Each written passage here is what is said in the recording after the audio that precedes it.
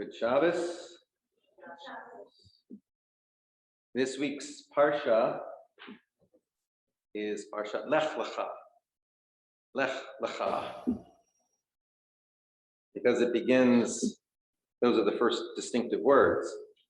It begins, Vayomer Adonai El Avram. God spoke to Avram, who would later become Abraham. Those aren't distinctive words. God's speaking a lot. Avram's doing a lot. Vayomer Adonai El Avram. God said to Abraham, Lech Lecha. There we go. Lech Lecha. That's a strange construct. Lech is the command. Go. Lecha by itself is to you.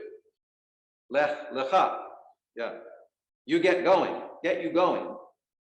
You get going. Me'artzecha, from your land. Umi moladtecha, from the place of your birth. Umi beit avicha, and from the house of your father. El haaretz asher arecha, to the land which I will show you. I'll tell you when you get there.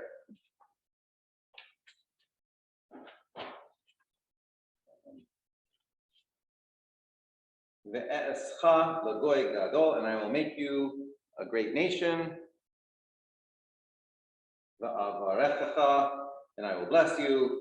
Ve'agadla shimecha, and I will make your name great. Ve'hayet bracha, and you shall be a blessing. Now, Debbie Friedman wrote a song built on that, but beginning with the feminine form of not lech lecha, but lechi lach. Lechi lach is the feminine of lech lecha. And she wrote, Lechi lach, to a land that I will show you. Lech lecha, to a place you do not know. Lechi lach, on your journey I will bless you, and you shall be a blessing. You shall be a blessing, and you shall be a blessing. Lechi lach, lechi lach, and I shall make your name great. Lech lecha, and all shall praise your name. Lechi lach, to the place that I will show you. L'simchat chayim, l'simchat chayim, l'simchat chayim, lechi lach. You shall be a blessing, you shall be a blessing, and you shall be a blessing. Lechi lach.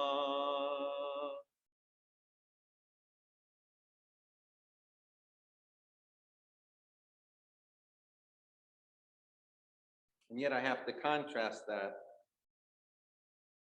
And this is the first time we've been here in the past 3 weeks. Words cannot begin to describe the horrific tragedy that has been unfolding in southern Israel and in Gaza, and that threatens to expand to northern Israel and Lebanon, and indeed far beyond. Yet many words are being employed to explain the events, especially in the name of contextualization. You heard that? Contextualization. Often to contextualize why Israel is the problem. But there is no contextualization which explains away this tragedy. The 1,400 murders which sparked this conflagration were acts of terrorism, nothing more, nothing less. And an extension of the tragedy is the dilemma thereafter faced by Israelis There is no way that the status quo ante, there's no way that the situation as it existed before can be tolerated. No one could continue to live their lives in the presence of an organization like Hamas, just across the nearby border, which had committed such acts and would do so again the moment they had another chance. The alternative course of action, the only acceptable course of action, which on so many levels is still so unacceptable, is the military response, which has led to so much more suffering and so many more deaths. Although we do not know how many deaths, because Hamas is the only source of that information. No one's saying that, but we don't know. What is clear is that Hamas is holding many hostages, not only the 220 Israeli and international hostages they kidnapped 2 weeks ago, but also over 2 million Palestinian residents of Gaza, about whose well-being Hamas cares nothing. The simple call of anyone protesting this evil should be avoiding the so-called contextualization that is used to excuse Hamas of its responsibility for terrorist acts. Those who were protesting at the Capitol should not have been using the words "free Palestine." They should have been saying, "Stop the killing, stop the terror, stop the stealing, recognize the humanity and the human dignity of each other." There are people on all sides of this conflict who have been voicing this call for years and decades. And that includes a good number of people whom Hamas killed and kidnapped 2 weeks ago, many of whom were actively involved in peace efforts. But those who have been calling for an end to terror and an end to killing does not include Hamas.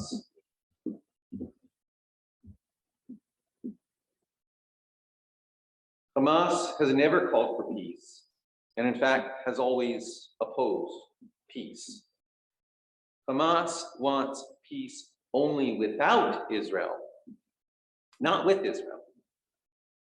Hamas is intent on the total destruction of Israel and has long been willing to fight for that goal until the last Israeli and even until the last Palestinian. Hamas is a fundamentalist, Islamicist, militant organization. Not even Islamic, but Islamicist, as in fundamentalist, authoritarian, Quranic-based organization that embraces violence as a primary method for achieving its aims. And this is something which is getting lost in all the punditry that I think it's important for everyone here to understand and for everyone to be making everyone else understand. Within the past 2 weeks, even some Saudi leaders have publicly stated that Hamas forfeits its claim to be Muslim when they commit such horrific acts as they did. Hamas is singularly responsible for any number of missed opportunities to achieve peace between Palestinians and Israelis in the past 30 years in particular, again, because it does not want to see peace in the region while Israel is still existing. That would be called normalization. And I don't know if you've noticed that word, the objections that are voiced in particular the Arab world to normalization, that anything that normalizes Israel's existence is a problem. When Oslo was a possibility, it was Hamas that orchestrated the wave of bus bombings and restaurant bombings that undermined confidence in the process. When Israel left Gaza with the hope that Palestinians would take the chance to create a model civil society, some of you may remember they were talking about Singapore on the Mediterranean. Hamas took Gaza over and turned it into a base of attack against Israel. In the view of Hamas, the Middle East is part of the Islamic world. You hear that in the vocabulary of Islam. The world is divided up into Dar al-Islam, the world of Islam, and Dar al-Harib, the world of the sword. That's every place else. And in the Islamic world, Jews and Christians, followers of a revelation less perfect than the Quran, should hold a protected second-class status. It is totally inappropriate, an insult to Islam, to the Quran, and to God, God's self, for Jews or Christians to be ruling in the Islamic world, and especially over Muslims in the Islamic world. And furthermore, it is the obligation of every Muslim, in their view, to sacrifice of themselves, even unto death, for the purposes of liberating the Islamic world from the Jewish occupier, which is why they can accept the death of so many Palestinians in this effort. You can read this all in the Hamas charter, the basic Hamas document in which Hamas itself sets forth for all to see what is at the center of their commitment. I will quote excerpts from their 1988 version. They amended the words in 2017. Honestly, the only place I could find reference to the 2017 text potentially was on the Hamas website itself, and I wasn't going to go there. But scholarly analysis among Palestinians that I did find suggests that not much about their intent has changed. And even if their intent is even but a shadow of this, it is horrendous. So these outtakes, which I think it's important for you to hear, because most people I talk to don't even know the words Hamas charter. These were taken right off the Yale University Law School website. They have a project collecting documents of legal or political significance. So, from Article 28, the Zionist invasion is a vicious invasion. It does not refrain from resorting to all methods, using all evil and contemptible ways to achieve its end. It relies greatly in its infiltration and espionage efforts on the secret organizations it gave rise to, such as the Freemasons, the Rotary, and the Lions Clubs, and other sabotage groups. All these organizations, whether secret or open, work in the interest of Zionism and according to its instructions. They aim at undermining societies, destroying values, corrupting consciences, deteriorating character, and annihilating Islam. It is behind the drug trade and alcoholism in all its kinds, so as to facilitate its control and expansion. So I include that to illustrate how Hamas has absorbed not only these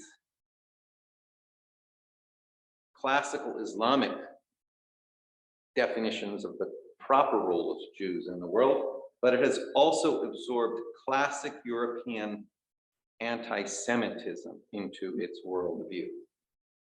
Think about that next time you see the Rotary and Lions Clubs.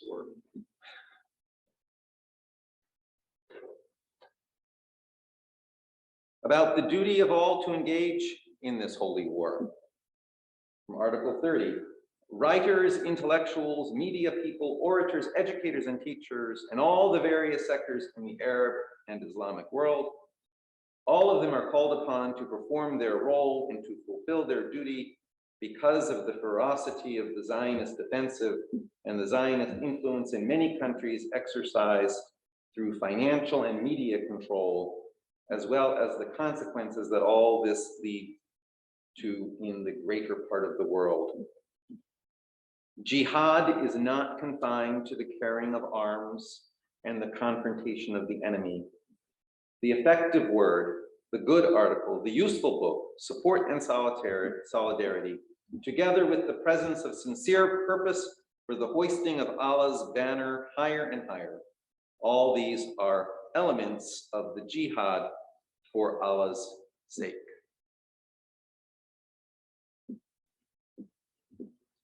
As to Hamas's view of Islamic superiority, from Article 31. The Islamic resistance movement, which by the way is the translation, Islamic resistance movement is Hamas. The name Hamas is an acrostic for the Arabic words for Islamic resistance movement. Ironically, Hamas is the Hebrew word in the Torah for violence. When God says God is going to flood the world and destroy the world because it is filled with violence in the generation of Noah, it is filled with violence. The word is Hamas. I have no idea if they knew that. In any case, the Islamic resistance movement, they say, is a humanistic movement.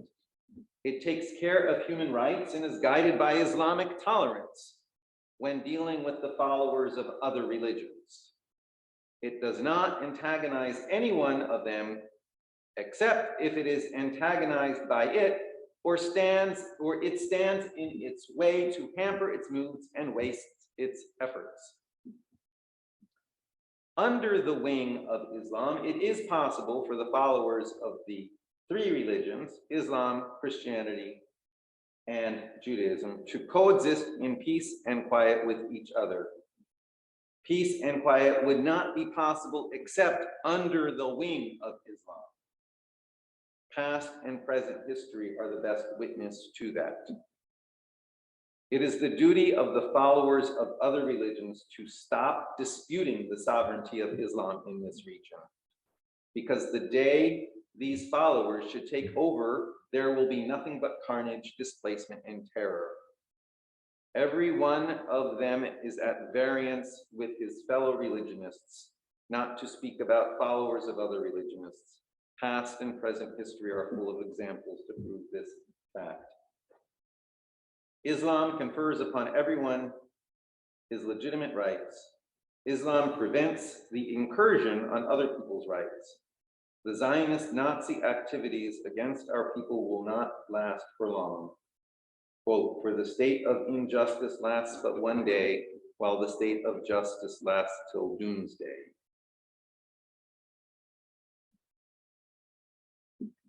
As for a commitment to a generational conflict, in Article 34, expansionists have more than once put their eye on Palestine, which they attacked with their armies to fulfill their designs on it. Thus it was that the Crusaders came with their armies, bringing with them their creed and carrying their cross. They were able to defeat the Muslims for a while, but the Muslims were able to retrieve the land only when they stood under the wing of their religious banner, united their word, hallowed the name of Allah, and surged out fighting under the leadership of Salah ad-Din al-Ayyubi. They fought for almost 20 years, and at the end, the Crusaders were defeated and Palestine was liberated. This is the only way to liberate Palestine. There is no doubt about the testimony of history. It is one of the laws of the universe and one of the rules of existence. Nothing can overcome iron except iron. Their false, futile creed can only be defeated by the righteous Islamic creed. A creed could not be fought except by a creed, and in the last analysis, victory is for the just, for justice is certainly victorious.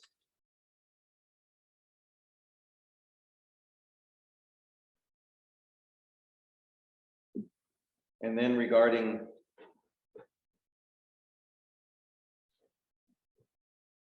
killing as a religiously sanctioned means of reaching goals. The Islamic resistance movement is one of the links in the chain of the struggle against the Zionist invaders. It goes back to 1939, to the emergence of the martyr Izz al-Din al-Qassam and his brethren, the fighters, members of Muslim Brotherhood. It goes on to reach out and become one with another chain that includes the struggle of the Palestinians and Muslim Brotherhood in the 1948 war and the jihad operations of the Muslim Brotherhood in 1968 and after. Moreover, if the links have been distant from each other, and if obstacles placed by those who are the lackeys of Zionism in the way of the fighters obstructed the continuation of the struggle, the Islamic resistance movement aspires to the realization of Allah's promise, no matter how long that should take. The Prophet, Allah bless him and grant him salvation. The Prophet, Allah bless him and grant him salvation, has said, quote, "The day of judgment will not come about until Muslims fight the Jews, when the Jew will hide behind stones and trees. The stones and trees will say, 'O Muslims, O Abdullah, there is a Jew behind me. Come and kill him.'"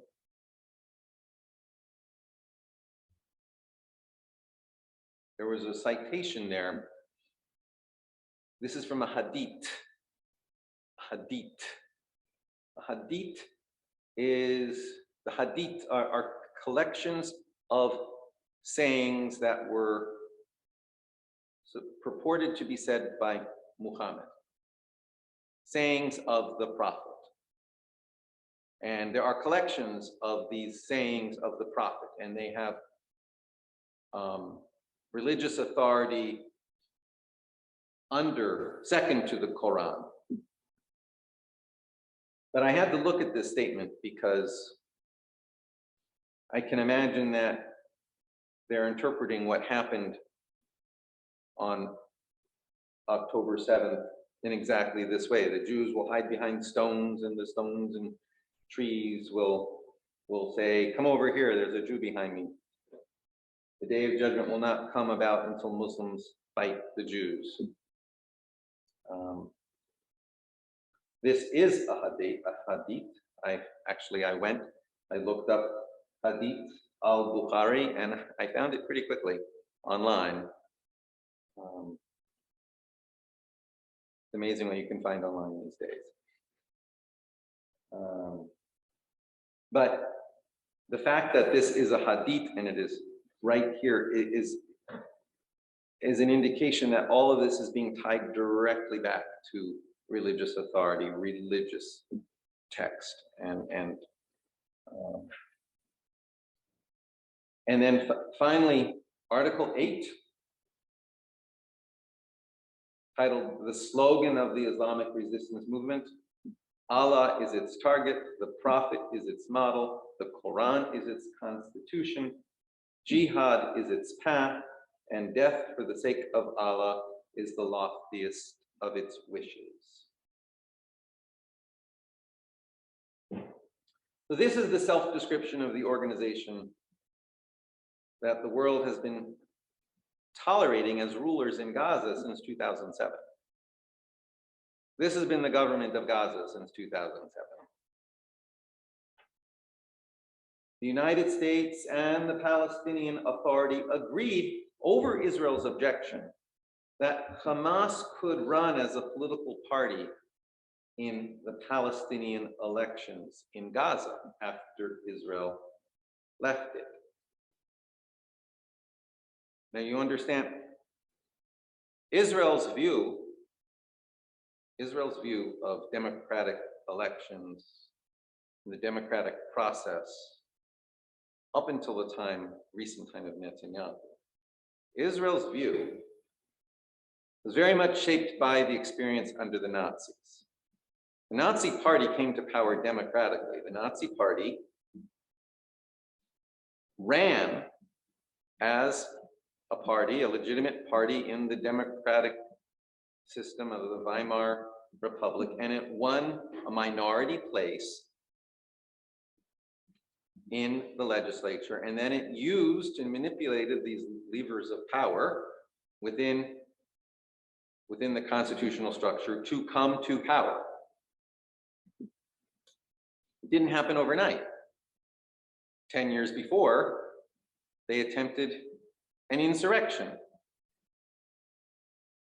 1923 in Munich. It failed. Many of their leaders were imprisoned, including Hitler. But they continued to have a party that operated legitimately within the political system, told bold-faced lies over and over again, and had armed militia off to the side that could intimidate. And even though they had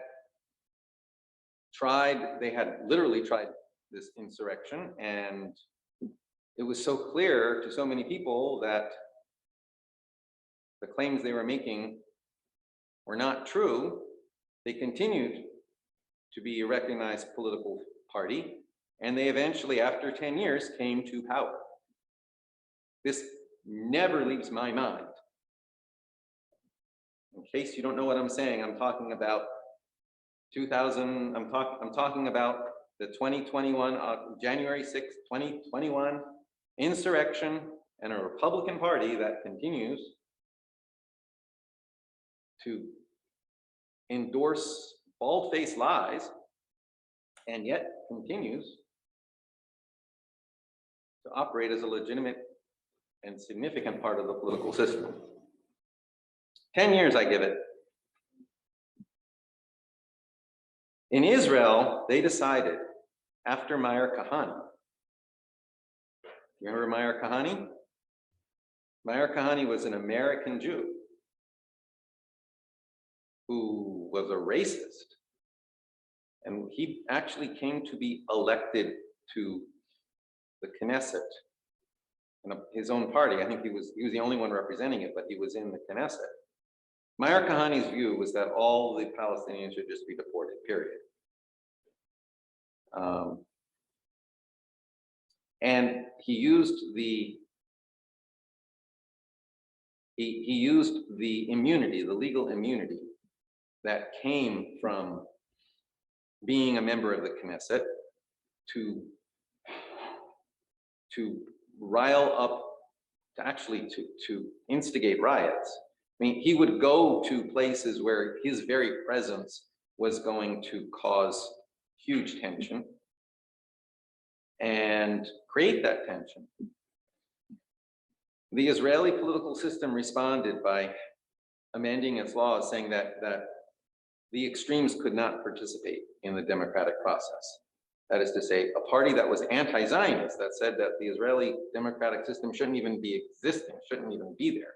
They can't participate in the democratic process.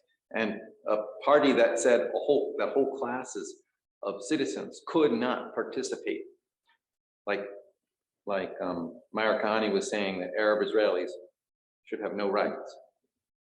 That party was too racist to participate in the political process. And Meir Kahane's party was ruled out of bounds and could not participate in the process. Netanyahu got around that by inviting those people into his party so that he could have more votes, so that he could, in this recent election, hold on to power and stay out of prison. But in 2005, 2006, Israel was saying, Hamas doesn't recognize the principles upon which the Palestinian Authority was created. which was land for peace, they should not be allowed to participate in Palestinian elections. But the United States and the Palestinian Authority overruled that, and the majority of the residents of Gaza at that time voted for Hamas. Hamas then used its militia to overthrow and kick out the Palestinian Authority altogether. And Israel then imposed a blockade rather than choosing the option of a ground invasion, because Israel did not want to invade, but the Israelis actually believed what Hamas was saying. The rest of the world chose to act as if this were a legitimate group they could work with. The United Nations in particular, Europe, even to some extent, the United States. Europe would send money because how else are they going to get money to the Palestinians that are there? You have to give it to Hamas. Well, then Hamas is going to use it for its own purposes. Qatar in particular has been a great supporter of it. Of course, as has been Iran. So much money has been filtered into Hamas through Qatar. Qatar has a particularly strong relationship with the United States too, by the way. America's largest military base in the Gulf is in Qatar. Everyone, for their own reasons, was tolerating the presence of Hamas, and some were supporting it. And then this month, they demonstrated their true colors, and some in the world still want to tolerate it, if not support it. The problem with that is that, as we see, Israel cannot tolerate it any longer. So if the world is not going to unite behind a campaign to dislodge Hamas, the dreadful death toll is just going to get worse. The world seems to act as if Hamas is Israel's problem. But actually, it is the world's problem. It is a world problem. But if the world at this point does not deal with their problem, Israel will likely deal with the problem the only way it can, and that will not be pretty. So I hope that everyone in the world of behind-the-scenes diplomacy is angling towards some sort of resolution where the world will unite to cut off Hamas from all sources of support, perhaps in exchange for Israel not going deep into Gaza. If the world will step up, perhaps countless lives will be saved. But if the world reneges and steps back, I fear for what will develop. Hamas is not just Israel's problem. It is a problem for the world, for all civil society. That is a message that all the contextualizers have not yet absorbed as they go about claiming to be peacemakers. Meanwhile, how should we act in the midst of this chaos? Partly by reminding the world of its obligation to free all the hostages from Hamas, not only the 220 they kidnapped, but the 2 million Gazans they forcibly hold as well. The opening of this week's Parsha has a stronger message within it than is initially seen in the commonly used English translations. I'm going to read one verse again. Well, it says, the Lord said to Abram, go forth from your native land and from your father's house to the land that I will show you. Ve'escha lagoy gadol, I will make you a great nation. Ve'averechecha ve'agad lecha shemecha, and I will bless you and I will make your name great. Ve'heyeh bracha, So be a blessing. This gets translated over and over again. I will make of you a great nation and I will bless you. I will make your name great and you shall be a blessing. As if somehow you just become a blessing. You're going to go forward. I'm going to do all this. I'm going to make your name great and you're going to be a blessing to everybody. That's not what it's saying. It's saying, I'll make you a great nation. I will bless you. I'll make your name great. So be a blessing. It's command form. Be a blessing. Can we take that as something instructive that can help us as a people even now? How can we be a blessing even at this moment? When, as at so many times, it seems the world expects our people to be martyrs. Perhaps the best thing we can do at such a moment as this is to hammer home to the world that it needs to take more responsibility for what it puts forth and supports in the world. When you support Hamas, this is what you get. So don't support Hamas. Work with Israel to find yet a third way to remove Hamas from the resources and the position it uses to be such a source of evil in the world. Pray that we can find a way to return to the true call of a God of truth, goodness, compassion, and peace. And by way of conclusion, I'd like us to turn in the prayer book to page 780.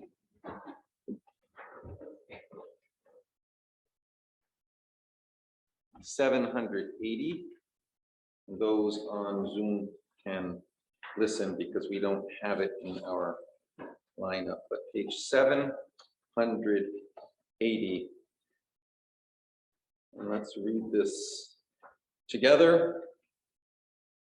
Out of the strong, sweetness, and out of the dead body of the Lion of Judah, the prophecies and psalms, out of the slaves in Egypt, out of the wandering tribesmen of the deserts, and the peasants of Palestine, out of the slaves of Babylon and Rome, out of the ghettos of Spain and Portugal, Germany and Poland, the Torah and the prophecies, the Talmud and the sacred studies, the hymns and songs of the Jews, and out of the Jewish dead of Belgium and Holland, of Romania, Hungary and Bulgaria, of France and Italy and Yugoslavia, of Lithuania and Latvia, White Russia and Ukraine, of Czechoslovakia and Austria, Poland and Germany, out of the greatly wronged, a people teaching and doing justice, out of the plundered, a generous people, out of the wounded, a people of physicians, and out of those who met only with hate, a people of love, a compassionate people. Be a blessing. Shabbat Shalom.